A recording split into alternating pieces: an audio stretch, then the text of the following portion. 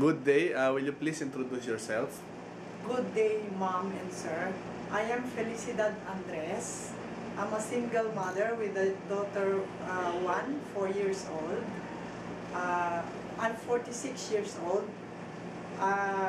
My birthday is October 18, 1967. I live in Karatakat, Amulong, Cagayan. Okay. Okay, so what did you finish? I finished 2 years 2 years in college, Okay. and Talk up. I took up BS Criminology, Okay. And then? I go to Middle East, Bahrain, since 1990 to 1995. I take care newborn baby. From 1990 to 1995, only one employer. One employer. Okay, continue please. And then again at the till 1993 again there is another baby. So Since birth again, okay. I take care of it based to my own experience. Okay. What and else? then again I've been in Hong Kong 1997 to 1990. I take care 1997 to year 2000. to year 1999. 99, okay. 1999. 2 years contract, okay. 2 years finish contract. Okay. And I take care 3 adults and 2 children. Okay. The children age is the first one is 12 years old and the second one is 7 years old. Okay. So that's it. That's all. That's all. So when you went to Bahrain, please tell us your duties when you were in Bahrain. When I went in Bahrain, especially my duties is I was focused with the newborn baby because I have to take care of it. Okay. And my the couples, which is my boss, they are going to work together. Okay. And me and my baby only in the house. So you're alone. Yeah. Okay. So you know all the household chores like taking care of babies, Yes. cleaning the house. Cleaning the How about house. cooking? Cooking, yeah, I'm willing to learn for the But when you were in Bahrain, did you know how to cook? I know how to cook, but Arabic foods. Arabic foods. What about when you were in Hong Kong? What are your duties when you were in Hong Kong? When I were in Hong Kong is cleaning the house, taking Okay. care the 7 years old baby Girl. Okay. yeah.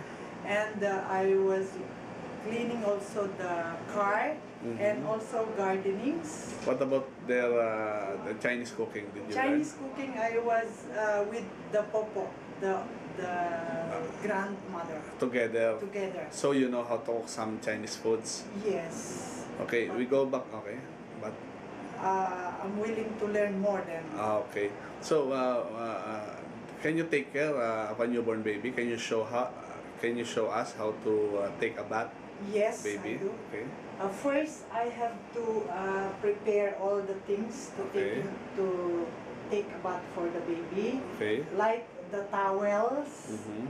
and the shampoos and the liquid soap for Okay. him.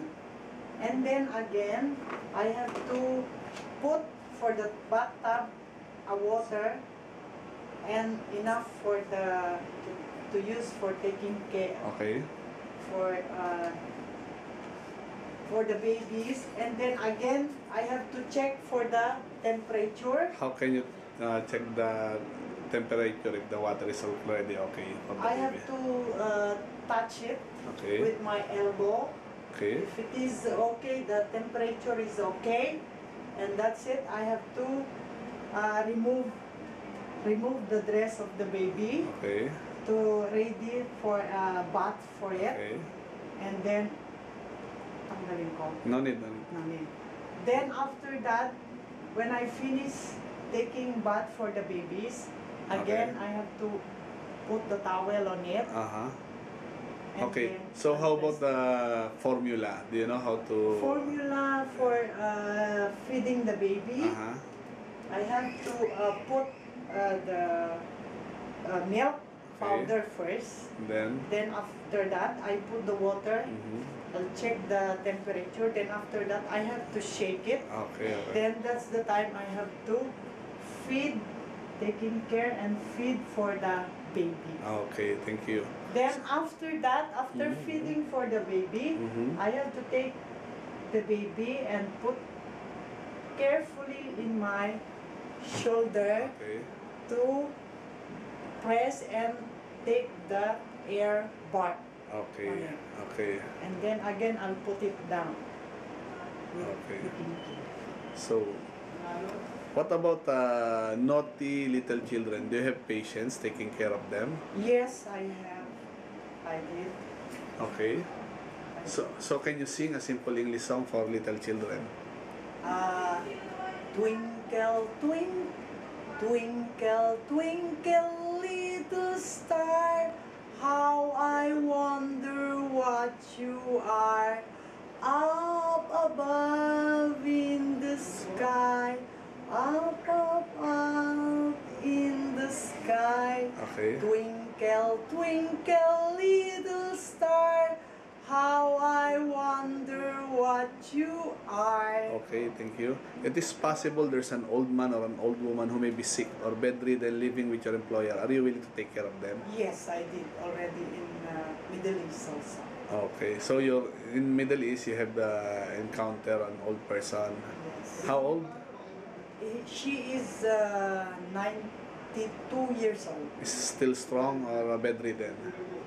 Strong? She is bedridden and she's Bedridden. very fat. Then I have to take take a carry- bath. Yeah, Okay, Yes. so it's okay for you. it's okay for me. Okay, so